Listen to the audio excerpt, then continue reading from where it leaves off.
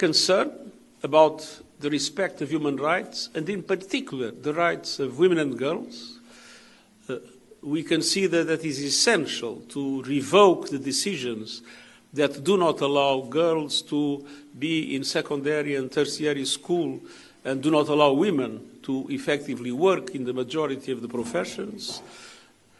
And then a concern, but at the same time, the recognition of the progress made in relation to the questions of drug trafficking and drug cultivation. And from the point of view of the interests of Afghanistan, the need for a more effective humanitarian aid, covering more basic needs of the population of Afghanistan, and also to put on the table the questions related to the long-term development of Afghanistan.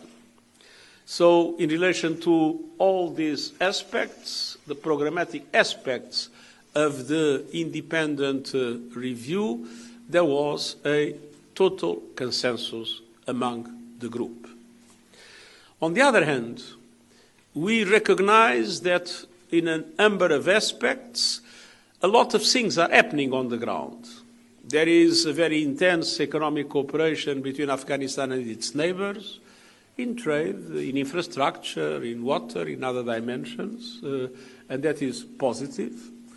There are different forms of bilateral engagement, for instance, cooperation with Afghanistan in relation to the suppression of drug cultivation, cooperations in relation to fighting ISIS, and different other forms of relationship and cooperation with the de facto authorities.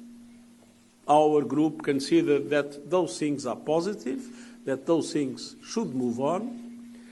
But we also recognize that there is an essential set of questions in which we are stuck. On one hand, Afghanistan remains with the government that is not recognized internationally and in many aspects not integrated in the global institutions and in the global economy. And on the other hand, there is in the international community a perception that inclusivity has not improved, that the situation of women and girls and human rights in general has in fact deteriorated in recent times, and that the problems of the fight against terrorism are not entirely solved. So, to a certain extent, we are in a kind of a situation of the chicken and the egg, which means with the Taliban thinking that the concerns of the international community are not their business, and wanting recognition and integration, and the international community thinking that there is no progress in relation to its main concerns, and so there is no progress also in the questions of recognition and integration. And one of our main objectives is to overcome this deadlock and to make sure that there is a roadmap in which both things can move and move forward in a positive way to create the conditions in which the concerns of the international community are taken into account, but the concerns of the de facto authorities of Afghanistan are also taken into account simultaneously. In that regard, we recognize that there are different forms of organization within the international community. There are several bilateral engagements with the Taliban. There are different formats of groups in different parts of the world. And there is a need for better coordination. In that regard, we discussed the Security Council resolution that asks me to appoint an envoy, a UN envoy, but with a deep consultation with all the interested parties, member states and Afghan authorities, de facto authorities, but also other sectors of the Afghan society. And it was decided that I would initiate a serious process of consultations to see if there are conditions to create a UN envoy that might be able not only to have a coordinating role in relation to the engagements that are taking place, but that also can work effectively with the de facto authorities of Afghanistan. And I will initiate immediately those consultations, reporting back naturally to the Security Council. On the other hand, there was a decision that this format, that as today concluded its second meeting, this format should be a standing format, and that we would be able to meet more often, probably with different levels of in its composition, depending on what is discussed, but also creating the conditions for, in a next meeting, to have the presence of the de facto authorities of Afghanistan that this time did not accept, as you know, my invitation.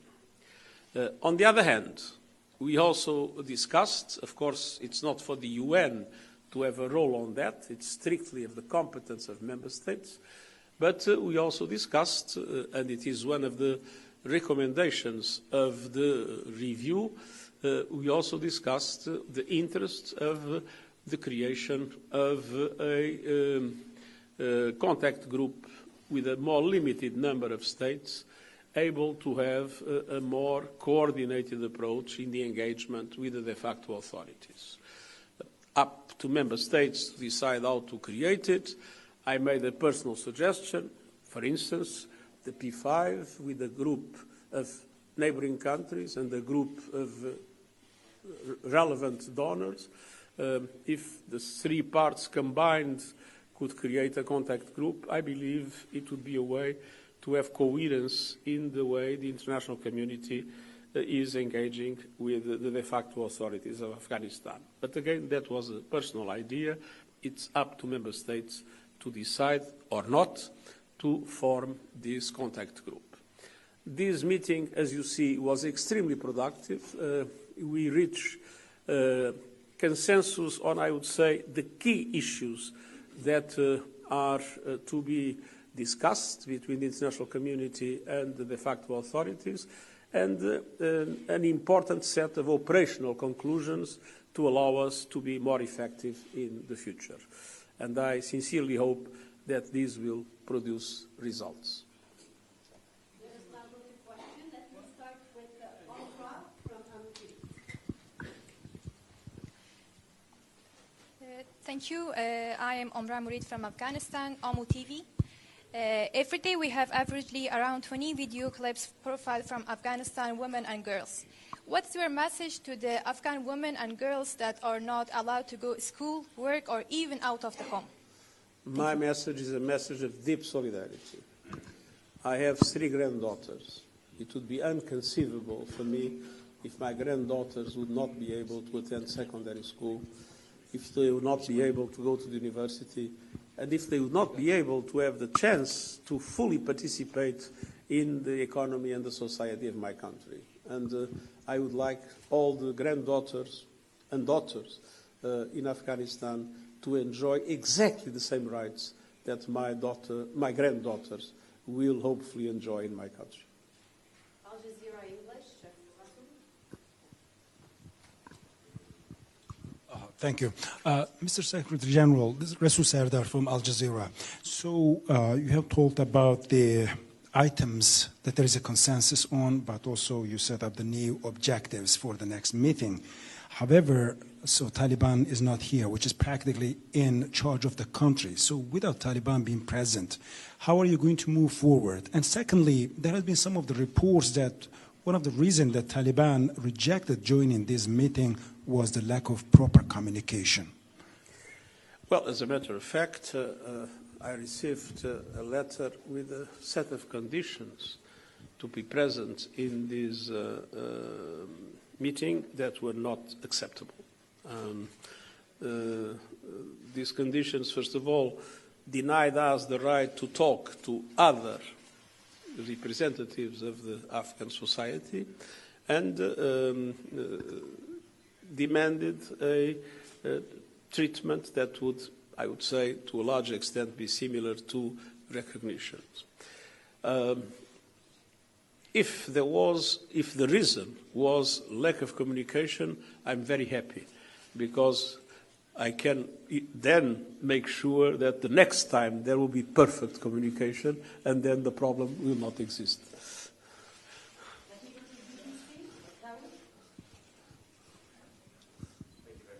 Thank you very much, Secretary General. I've got a follow-up question to that. So were you disappointed when the Taliban decided not to attend? And was it damaging to the gathering itself?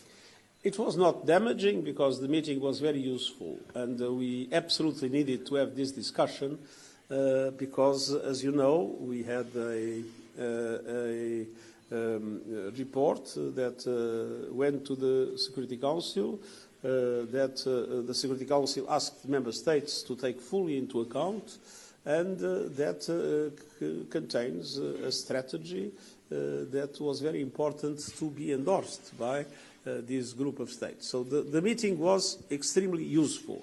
Obviously, it would be better if we would also have the opportunity, after the meeting that we had yesterday evening and this morning, to discuss our conclusions with the de facto authorities. It did not happen today. It will happen in the near future. Thank you. You also talked about the consensus among the participating countries, but we know that Russia has avoided, basically said that it's not going to go and meet the civil society activists who are here in this meeting, and how difficult it is to really reach a consensus on how to deal with the Taliban, considering the positions of the regional powers like China, Russia and Iran. No, I have to say that the consensus that I referred was a consensus that no country in the meeting has put into question. Indeed, it is true that the Russian Federation issued a communique saying that we should not meet the civil society. I am terribly sorry, but I am in total disagreement. I think it would be very important to meet with the de facto authorities, but I think it's also very important to listen to other voices in the Afghan society. Hi, Callum Payne from Agence France Presse. I know you've said that the Taliban didn't accept the UN's invitation to come, but I was wondering if you could just completely confirm. I couldn't understand. I'm a bit deaf. Oh, okay. Sorry, I actually haven't really started the question yet. So could you just confirm that there was no representative of the Taliban at these meetings, including perhaps someone from the Doha office here? And then secondly, you've said that it's your aim to include the Taliban authorities in these discussions moving forward. But you've also said you want to begin a consultation on a UN envoy, which the Taliban has rejected. How do you reconcile those two goals? Well, one of the things is that I believe we need to have clear consultations with the Taliban in order to have a clarification of the role of that envoy, of who can be that envoy, in order to make it attractive from the point of view of the Taliban. And I believe it's in the interest of the Taliban to do so, and that's why the consultations make full sense. Your first question was? Just that no one from the Doha office of the Taliban was present. No, but there was a meeting today between the representative of the Taliban in Doha and Ms. Rosemary DiCarlo. So the contacts are moving on, and they will move on, and the UNAMA's activity will be in full swing in Afghanistan. This is all the time we have. I know there are lots of questions. I hope we are not discussing a divorce, but we are discussing, as it was said, a failure of communication.